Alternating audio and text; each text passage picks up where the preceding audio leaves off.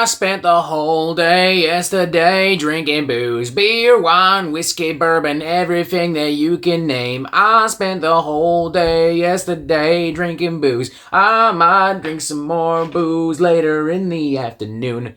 Bow now, bow now, now, now, now, now, now, wow, now, bow now, now, wow, bow, bow. Good morning, metalheads of the internet, and welcome to a brand new episode of the Metal Meltdown. Today we are talking about the latest studio album from Stryker entitled Ultrapower. This is the 7th full-length studio album and the first in nearly 6 years from this Juno Award-winning Canadian heavy metal crew, hailing from Edmonton, Alberta to be exact. Since having formed in 2008, they've been responsible for, in my opinion, some of the best classic old-school style heavy metal, speed metal, bops and bangers imaginable. I first came to know them back in 2012 with the release of their sophomore studio album, Armed to the Teeth, which remains, nearly 12 years later, a personal favorite of mine. That being said, I've thoroughly enjoyed everything they've put out. 2014's City of Gold, 2016's Stand in the Fire, 2017's self-titled album, 2018's Play to Win. It's honestly amazing how much, awesome heavy metal Stryker put out in this time. Heavy metal that stayed true to the spirit of, the classic 1970s, 1980s, heavy metal and hard rock and speed metal sound and feel and vibe, without feeling like it was, pandering to nostalgia, without feeling like it was really derivative and one-dimensional. Stryker have always been good at, bringing in their own unique ideas and influences into the sound. They've always been really good at making sure that their music kind of taps into the vibe of, say, Judas Priest or Scorpions or whatever the fuck, without outright ripping them off. With the last two albums, especially the self-titled and Play to Win, it felt like they were really digging into those 80s arena rock and synth pop kind of vibes, bringing in these really big, massive choruses and synthesizers and these more erratic, over-the-top guitar parts. With all of this in mind, and especially after having done an interview with Stryker's lead singer Dan Cleary here on the Metal Meltdown, I was obviously very excited for this album. As far as heavy metal music is concerned, this is probably one of my most anticipated albums of 2024. And now, after having spent a pretty solid amount of time with Ultrapower, I can confirm that it meets and exceeds most, if not all, of my expectations. This is the most bombastic, over-the-top, goofy, fun-filled album that Stryker have ever put out, with some of their best hooks, with some of their best riffs. This is also their most well-polished and best presented and produced album to date, I would say. With the last few albums, Stryker have produced everything in-house. With Ultrapower, they've invited Josh Schroeder of Lorna Shore, King 810, Butcher Babies, and Talafame to help them piece this whole thing together. Admittedly, with that resume, with those credentials, Josh Schroeder is not my first pick to produce a retro heavy metal album, but credit where it's due,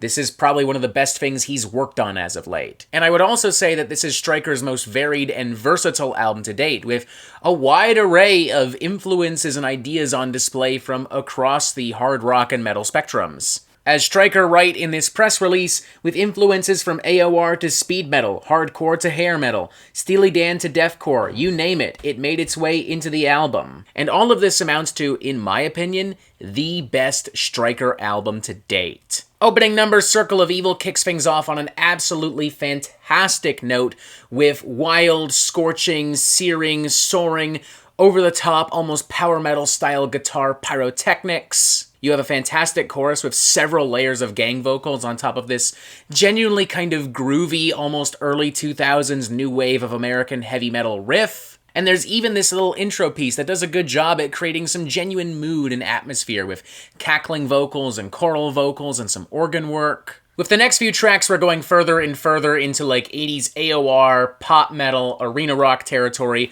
but I think it works really fucking well.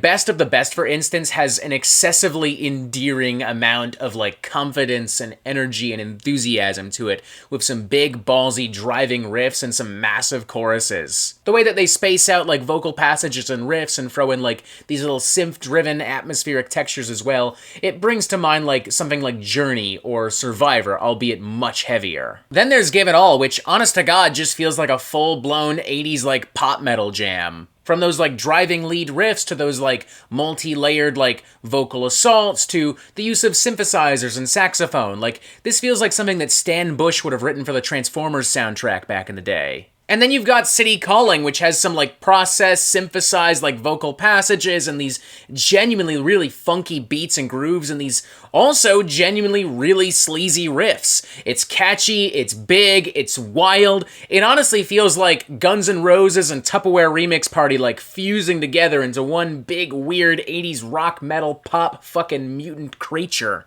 To be honest, this is probably my favorite cut on the record, maybe even tied or at least closely followed by Blood Magic, which also stands as maybe like the most progressive thing that Stryker have ever done. I mean, it's got all these different movements and all these different phases. It's got like this more rustic Western acoustic guitar and drawl and build-up. It's got these rampaging like classic heavy metal, proto-power metal, speed metal riffs and rhythms. And it also throws in some really over-the-top guitar solos, like some Yngwie Malmsteen, Eddie Van Halen, Steve Vai shit. And it throws those on top of some genuinely pretty cutthroat, muscular, kind of metalcore, deathcore beatdowns and breakdowns. And then there's the raucous, in-your-face, power-laced thrash metal of Ready for Anything, the thunderous, ass-beating, almost Def Leppard-esque pop metal of Thunderdome, as well as the album's incredibly goofy closing number, Brawl at the Pub, which is filled with, like, sneering vocals and, like, exaggerated accents, but also, like,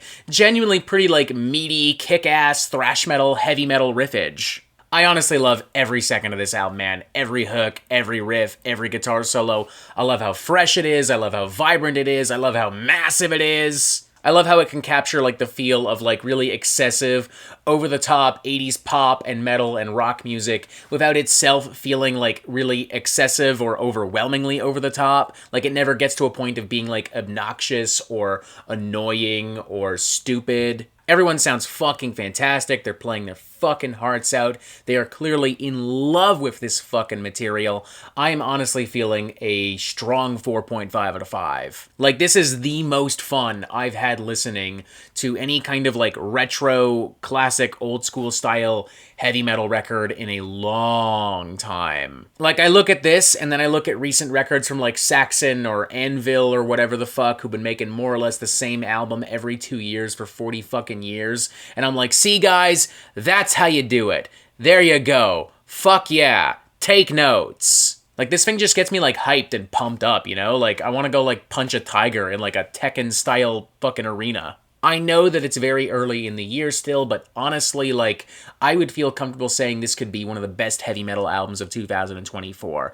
Like, I just can't picture another album coming out and, like, really wowing me and really exciting me the way this one did. I know everyone made fun of me last year when I said the same thing about Hellripper, but hey, that ended up still being in my fucking top 10 that year, so fuck you, alright? Maybe I'm onto something. Let me cook, goddammit. At the very least, if you think you found something that can excite me more so than this, you're more than welcome to fucking send it my way. Until then, Ultrapower, Stryker, arguably the best heavy metal album of 2024, at least so fucking far.